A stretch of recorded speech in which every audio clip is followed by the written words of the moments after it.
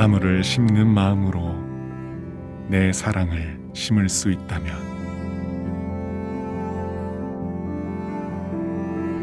나무를 키우는 정성으로 내 자녀를 키울 수 있다면,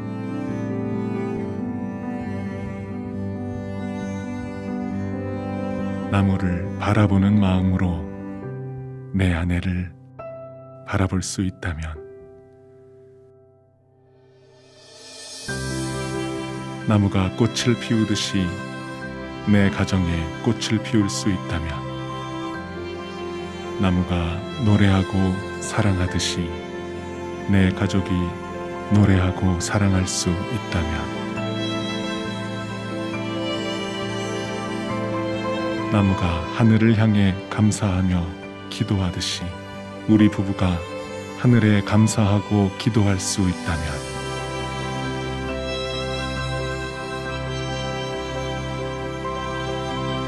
나무가 자신의 모든 것을 아낌없이 나누어 주듯이 내 모든 것을 가족에게 베풀 수 있다면, 오 하나님, 당신의 사랑으로 내 가정도 한 그루 나무가 되게 하옵소서.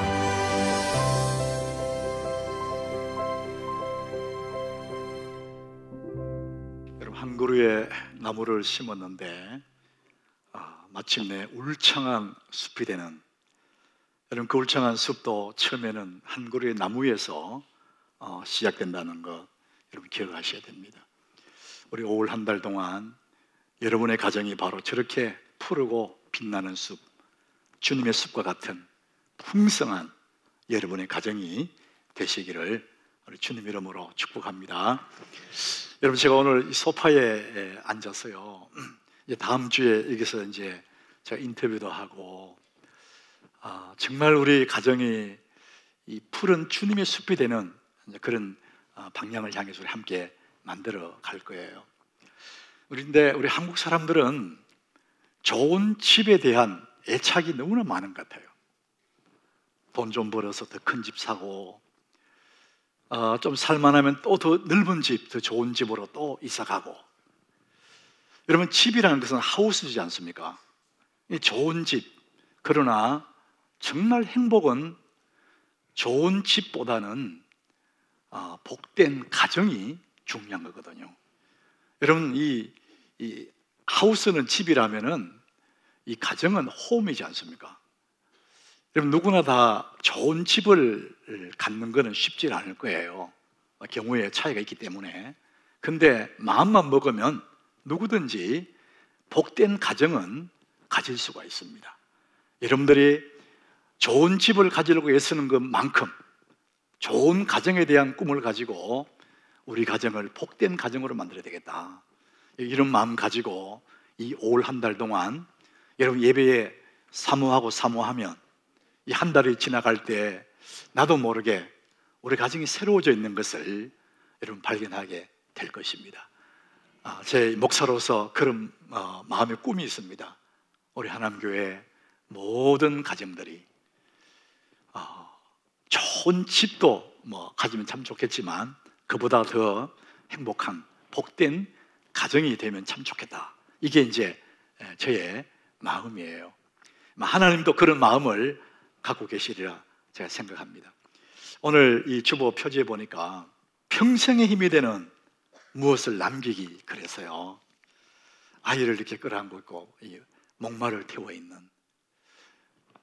우리 모두가 다 이 목을 안고 있는, 또 손에 안고 있는 이 아이들이 참 잘 되기를 바라지 않습니까? 자, 그래서 이 아이에게 평생의 힘이 되는 무엇을 주고 싶은데 그게 뭘까? 저는 오늘 함께 말씀을 나누면서 여러분들이 거기에 대한 생각들을 좀 많이 하면 좋을 것 같아요. 한 사람의 일생 동안 영향을 미치는 것이 뭘까? 이런 생각해 보세요. 여러 가지 많을 거예요. 평생을 그 사람에게 영향을 미치는 것이 있을 겁니다. 가장 중요한 영향 미치는 것, 생각해보고 또 생각해보도 이것입니다. 그게 뭡니까? 만남이에요. 태어나서 처음 엄마를 만나고 아빠를 만나요. 이 아이에게는 그 만남이 너무나 중요한 겁니다. 그 부모와의 만남이 이 아이의 평생에 영향이 가는 것이죠. 그리고 이 아이 조금 더 자라면은 친구들을 만날 거예요.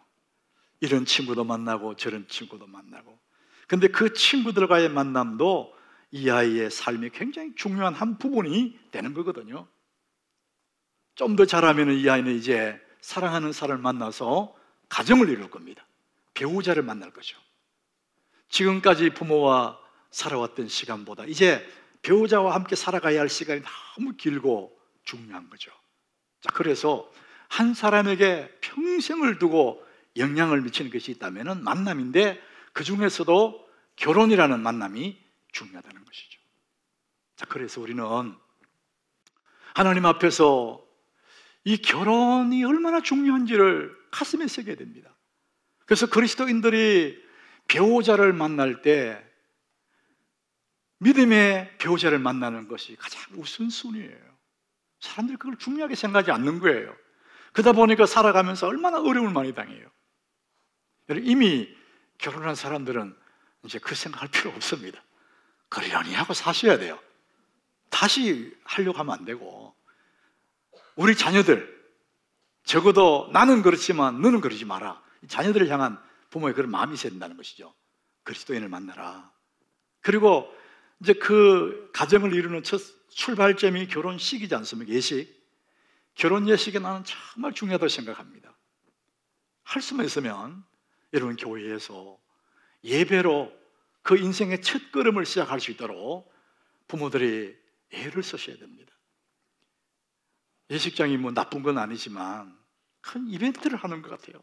번쩍번쩍하고 시끄럽고 와글와글하고, 제가 주례하러 갈 때마다 정신이 하나도 없더라고요.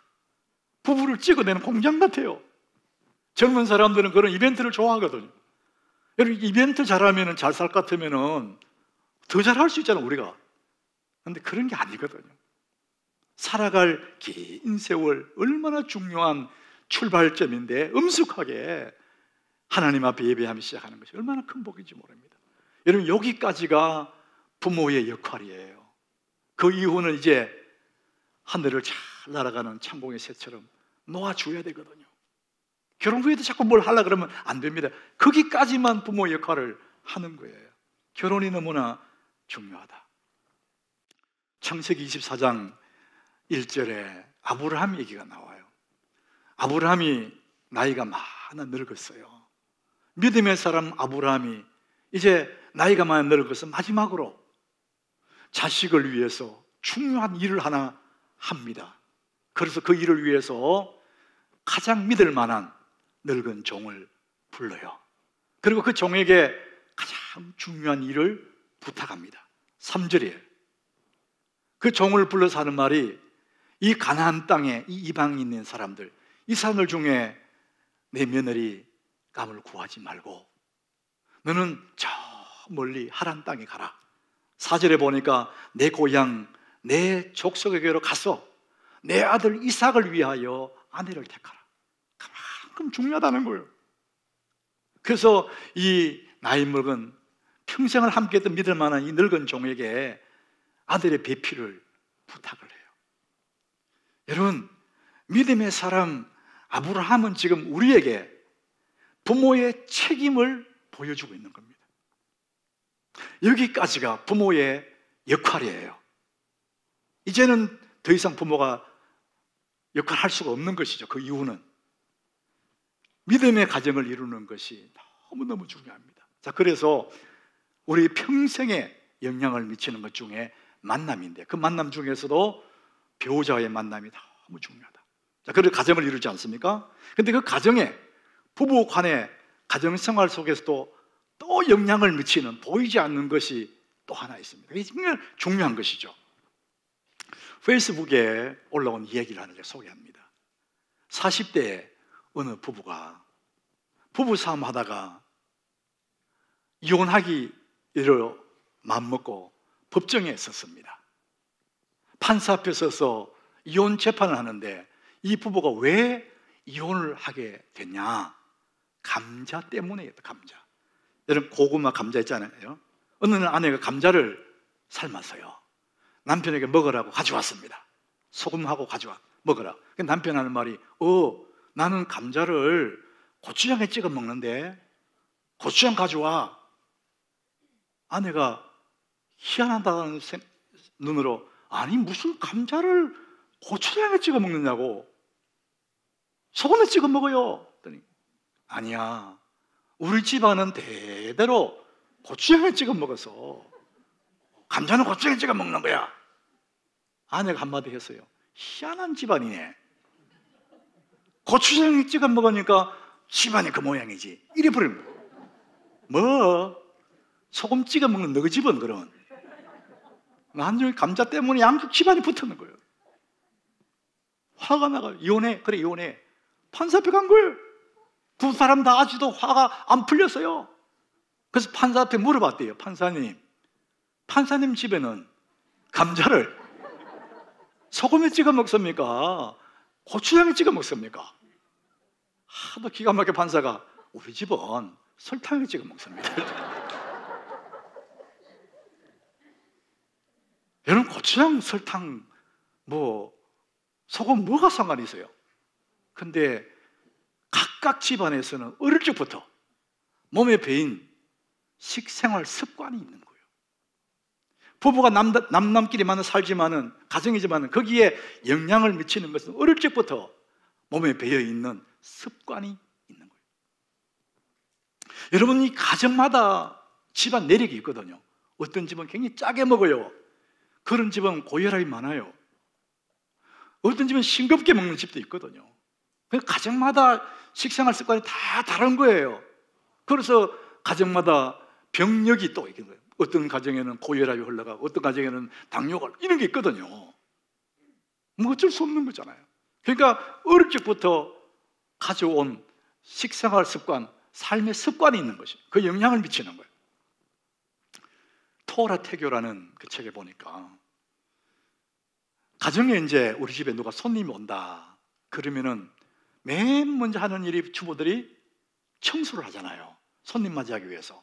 그처럼 젊은 청춘이 만나서 가정을 이루게 되면 그 가정, 그 집에 정말 귀한 손님이 찾아오는데 그 몸에 아이가 오는 거죠. 세상에 어느 누구보다도 귀한 손님이 그 몸에 찾아오지 않습니까? 그렇기 때문에 그 귀한 손님 맞이하기 전에 청소를 해야 되는데 대충 해서 그 손님 맞이하기 때문에 문제가 된다는 거예요. 그 엄마 아빠가 술도 먹고 담배도 피우고 이러고 있으니까 그 몸에 찾아온 그 손님, 그 아이, 너무나 귀한 그 태아에게 태어날 때부터 그 아이는 몸에서 천성적으로 니코틴이 나오고 알코올 성분이 나온다는 겁니다. 그 부모는 자식에게 자기도 모르게 아주 나쁜 습관을, 나쁜 유산을 물려줘 버린 거예요. 애는 태어나면서부터 부모에게 그런 니코틴이나 알코올 성분, 술을 좋아하고 담배 피울 수 있는 그런 기질들을 가지고 태어나는 거예요. 여러분 나쁜 습관 하나가 일생에 악영향을 미칩니다. 예레미야 22장 21절에 이 남쪽 유다를 향한 하나님 말씀이거든요. 네가 평안할 때에 내가 네게 말하였으나 네 말이 나는 듣지 아니하리라. 나는 하나님 말 잘 듣기 싫어요. 듣지 아니하리라 하였나니 네가 어려서부터 내 목소리를 청종하지 아니함이 너의 습관이다.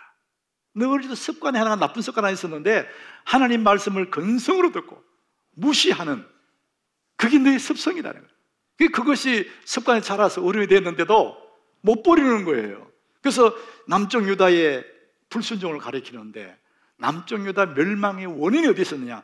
어릴 적부터 몸에 붙어있는 나쁜 습관 때문에 그 나라가 멸망하는 거예요. 여호야긴이 바빌론에 끌려가고 마지막으로 시드기야를 세웠는데 그것도 또 끌려가요.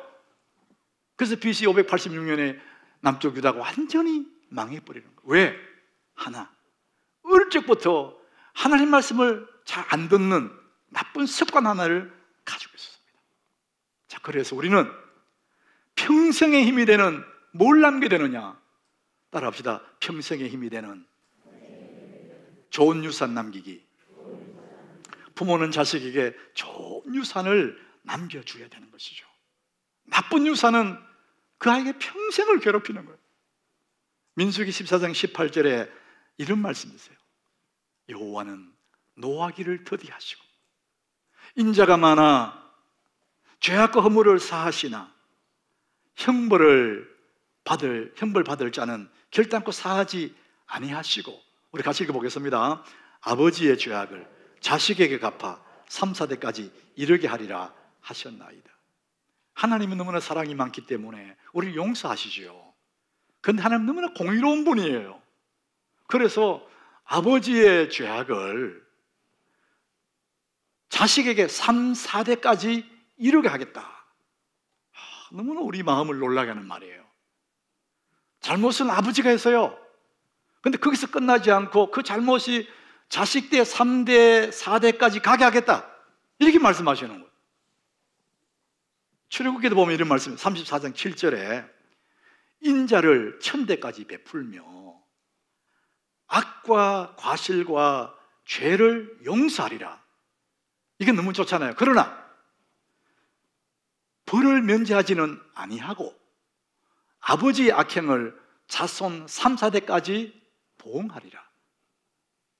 우리는 이 말씀 들으면요 많이 복잡해져요. 아버지 죄가 왜 자식이 무슨 책임이 있냐 이거지. 그래서 이게 신학적인 문제가 생겨요.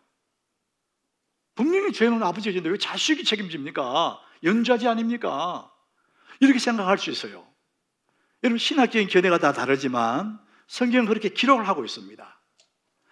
분명한 것은 한 가지입니다. 부모의 책임이 얼마나 큰지를 말씀하고 있습니다. 부모의 책임.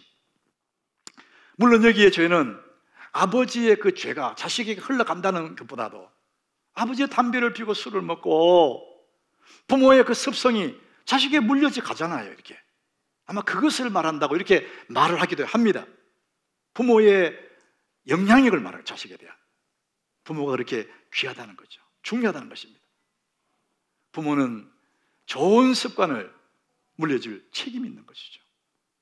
그래서 잠언 22장 6절에 보니까 우리가 잘 아는 말씀이에요. 같이 한번 읽어봅니다. 마땅히 행할 길을 아이에게 가르치라. 그리하면 늙어도 그것을 떠나지 아니하리라. 마땅히 행할 길, 좋아하는 것만이 아니라 꼭 해야 될 것, 그것을 아이에게, 어린아이입니다. 어린아이. 어릴 적부터 좋은 유산, 좋은 습관을 가르쳐야 되는 거예요. 그러면 그 아이가 평생토록 그 좋은 습관을 가지고 살아갈 수가 있다는 얘기죠. 부모는 자식에게 평생의 힘이 되는 좋은 유산을 남겨줄 책임이 있는 것이죠. 여러분들은 어떤 유산을 남기고 있습니까? 나도 모르게 자식에게 유산이 흘러가고 있거든요. 여러분은 어떤 유산을 남기고 있었습니까? 오늘 본문 2절에 보니까 그 얘기를 하고 있습니다. 너와 내 아들과 내 손자들이 평생에 내 하나님 여호와를 경외하며, 그랬습니다.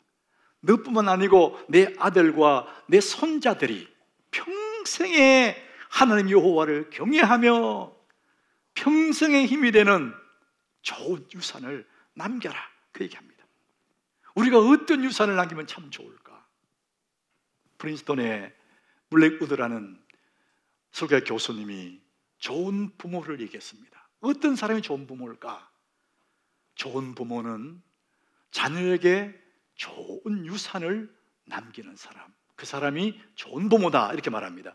좋은 유산은 세 가지예요. 이분이 말하는 좋은 유산. 첫 번째, 기억의 유산. 두 번째, 습관의 유산. 세 번째는 좋은 목표를 말하고 있습니다. 아이는 좋은 기억 하나가 일생의 힘이 되는 거예요. 부모와 함께 했던 좋은 기억, 그 하나가 결정적인 순간에 그 기억 때문에 힘이 난다는 거예요. 두 번째, 좋은 습관의 유산인데 그 습관은 일생에 함께하는, 아이에게 운명처럼 작용하는 그 습관이지 않습니까? 그래서 어릴 적일수록 좋은 습관 하나를 아이에게 물려주는, 그것이 좋은 부모가 남길 유산이라는 것이죠. 세 번째는 좋은 목표, 생애 좋은 목표를 자식에게 주라는 거예요. 여러분, 좋은 목표, 이 목표는 사람으로 하여금 방향을 설정해야 하거든요. 그래서 나쁜 목표를 세우면 나쁜 인생을 살게 됩니다. 왜냐하면 사람 목표 지향적이기 때문에. 그래서 좋은 목표를 설정하면 그 좋은 목표가 나를 좋은 쪽으로 끌고 가기 때문에 부모는 헛된 그런 목표 말고 인생에 정말 좋은 목표를 자식에게 유산으로 남겨주라, 이렇게 말합니다. 우리 하남교회는 좋은 유산이 많이 물려져 가고 있죠. 저는 우리 장로님들을 오늘 한번 말씀드리고 싶어요. 우리 하남교회 장로님들이 우리 교육관 저 안쪽에 있는 그 당회실, 넓은 당회실을 아이들을 위해서 그것을 기꺼이 내어주었습니다. 이런 거 쉽지 않아요. 쉬운 게 아닙니다. 내 것을 준다는 것은. 그래서 그 공간을 아이들이 다 차지하고 있거든요. 소그룹질도 하고 이제 아이들의 공간으로 더 멋지게 꾸며질 거예요.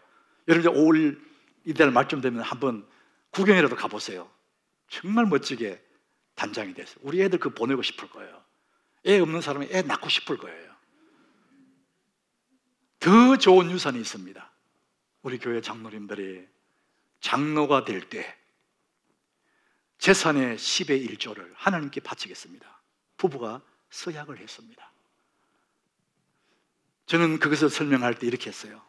우리가 한 세상을 살고 어느 때가 되면 내가 재산이 많든지 적든지 자식에게 나눠주지 않겠냐. 그럴 때 재산을 10등분을 해가지고 10등분을 해서 큰아들에게 4개를 주고 딸에게 3개 주고 뭐 이렇게 할 때 그때 얘들아, 이 하나는 나는 교회에 바칠 거야. 하나님 거야. 이렇게 말하면 사실 지금은 재산을 분배해 주는 것이지만 그 아이들의 마음속에 우리 아버지 정말 교회를 사랑하시는구나. 우리 아버지 정말 하나님을 사랑했구나. 이 신앙의 유산을 주는 시간이 바로 그 시간이다. 우리가 믿음의 유산을 주자. 모두가 너무 좋습니다. 다 사인을 했어요. 여러분, 저도 목사가 뭐가 있겠어요? 근데 반드시 제가 그렇게 할 거예요. 저는 애 하나밖에 없기 때문에 뭐 줄 것도 별로 없어요. 그에게 믿음의 유산을 줘야지. 땅 주고 집 준다고 잘 사는 거 아니거든요. 좋은 부모는 좋은 유산을 남기는 사람이 좋은 부모예요. 여러분, 자녀에게 믿음의 유산을 남기시길 바랍니다. 의료결적으로 믿음의 유산을 심어줘야 됩니다. 자, 그러면은 여러분들이 그 믿음의 유산 도대체 뭐냐 막연하거든요. 하영조 목사님이 믿음을 아주 심플하게 그의 책에 설명을 했어요. 믿음은 마치 카드와 같다. 크레딧 카드. 돈을 많이 갖고 다닐 필요도 없고 카드 한 장만 있으면 뭐든지 할 수 있지 않냐. 그게 믿음이다. 믿음은 땅 문서와 같다. 그 큰 땅을 짊어지고 다니는 사람 누가 있냐? 문서 하나 있으면 다 되는 거잖아. 자, 그래서 믿음이란 카드와 같고 문서와 같아서 겉으로 보기는 아무것도 없는 것 같아요. 예수 믿는 사람은 아무것도 없는 것 같아요. 그러나 믿음을 가진 사람은 사실은 다 가진 사람이라는 겁니다. 그래서 이 믿음 한 장을 아이에게 준다는 것이죠. 그럼 다 가진 거단 말이죠. 여러분, 믿음의 유산을 자식에게 줘야 되겠다. 우리 그런 생각 하는데 구체적으로 어떻게 하면은 이 믿음의 유산이 물려져 가느냐 이거죠. 우리가 너무 막연하게 생각할 필요가 없어요. 저는 오늘 여러분을 정말 현실적이고 목회적으로 여러분에게 말씀드리고 싶어요. 어떻게 믿음의 유산을 줍니까? 하나님은 우리에게 이 믿음 생활, 신앙 생활 잘 할 수 있도록 3가지 선물을 주었다고 제가 자주 말씀을 드렸어요. 첫 번째는 성경입니다. 두 번째는 교회입니다. 세 번째 목회자예요. 이 셋 중에 하나가 없어도 신앙이 절름발이가 돼요. 가장 중요한 3가지. 자, 그렇다면 우리는 이 아이들에게 가장 중요한 이 3가지를 주는 첫 번째, 성경을 사랑하도록 그 아이에게 믿음의 유산을 줘야 됩니다. 성경. 이 성경은 우리 인생의 삶의 근간이거든요. 그래서 이 아이가 성경을 사랑하게 만드는 거예요. 그 안에 모든 부하가 다 있으니까. 자, 그래서 오늘 본문 1절에 보니까요, 이런 말씀합니다. 이는 곧 너희 하나님 여호와께서 너희에게 가르치라고 명하신 명령과 규례와 법도라. 따라합시다. 명령과 규례와 법도라. 이 명령, 규례, 법도 단어는 다 다르지만 한마디로 말하면 하나님의 율법이에요. 성경입니다. 이 성경을 아이에게 가르쳐줘야 되는 거죠. 이게 부모가 할 일이라는 겁니다. 우리 교회 이제 웹사이트에 또 책으로 우리 하남교 교인이라면 외워야 할 성경 구절 90개를 올릴 거예요. 1년에 30개씩 3년을 돌아가면서 계속 할 겁니다. 여러분, 이 90개의 성경 구절을 가슴에 새기면 세상에 그 무엇도 두렵지 않는 하나님 말씀을 가슴에 새기고 있는 거거든요. 우리 자녀들과 우리 하나님께 모든 교우들의 가정에 성경 사랑하는 가르쳐 놓으면 그 아이들 믿음이 흔들릴 수가 없습니다. 두 번째, 그 아이들에게 믿음을 주려면 교회 사랑을 가르쳐야 됩니다. 여러분, 교회라는 곳은 내가 태어나서 죽을 때까지 머물러 있는 곳이 교회입니다. 한 사람이 태어나서 죽을 때까지 머물러 있는 첫 번째가 가정이고 그 다음에 교회입니다. 세상의 모든 기관에는 때가 되면 다 떠나게 되어 있습니다. 그러나 우리가 마지막 죽기 직전까지 머물다가 떠나는 곳이 가정과 교회입니다. 그래서 이 아이가 교회를 떠나지 않는 한은 믿음이 흔들릴 이유가 없습니다. 이 아이로 하여금 교회를 사랑하도록 가르치는 것입니다. 세 번째는 목회자를 존중하도록 만들어주는 거예요. 여러분, 목회자를 사랑하는 그 사람은 절대 신앙을 잃어버릴 수가 없습니다. 부모는 그 역할을 해줘야 비로소 믿음의 유산을 주는 사람들입니다. 히브리 13장 17절에 이 얘기를 합니다. 너희를 인도하는 자들에게 순종하고 복종하라. 우리 영혼의 인도자가 누굽니까? 목회자 아닙니까? 너희를 인도하는 자들에게 순종하고 복종하라. 그들은 어떤 사람이냐? 너희 영혼을 위하여 경성하기를 자신들이 청산할 것 같이 하느니라. 그로 하여금 즐거움으로 하게 하고 근심으로 하게 하지 말라. 그렇지 않으면 너희에게 유익이 없느니라. 아주 엄하게 하나님 말씀하셨어요. 목회자 뒤에 대놓고 비난하고, 여러분, 그것은 아이에게 독을 먹이는 거예요. 너희를 인도하는 자들에게 순종하고 복종하라. 그래야 네가 형통하다는 겁니다. 사랑하는 여러분, 여러분 가정에는 지금 무엇을 물려주고 있습니까? 여러분 가정에는 무엇이 물려지고 있습니까? 오늘 본문 3절에 이렇게 말합니다. 이스라엘아, 듣고 삼가 그것을 행하라. 듣고 끝나지 말고 그것을 행하라. 이렇게 말합니다. 그럼 어떻게 되느냐? 네가 복을 받고 네가 크게 번성하리라. 따라합시다. 복을 받고 번성하리라. 이 복을 받고 번성하고 앞에 단어가 딱 있어요. 네가 딱 나옵니다. 주의 말씀을 듣고 행할 때 네가 복을 받고 네가 크게 번성하리라. 이것이 하나님의 마음이에요. 하나님 마음은 오늘도 우리가 복을 받고 번성하기를 원하시는 거예요. 믿음의 유산을 잘 물려주면 우리 자녀들이 그렇게 된다는 것입니다. 모든 부모의 마음이 그 마음이잖아요.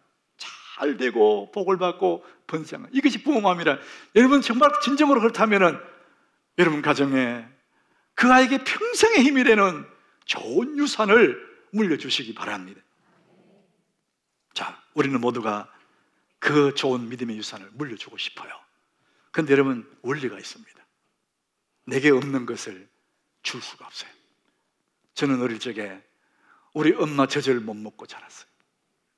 7남매인데 막내 제가.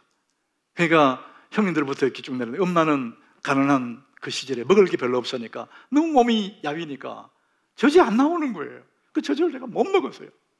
엄마가 젖이 없는데 내가 어떻게 먹습니까? 엄마가 젖이 있어야 자식이 먹일 거 아니에요. 이게 원리입니다. 내게 있는 것만 줄 수가 있어요. 사도행전 3장 6절에 그 말씀을 우리에게 보여주고 있는 거거든요. 베드로가 성전 문 앞에서 얘기해요. 안전병에게 말하죠.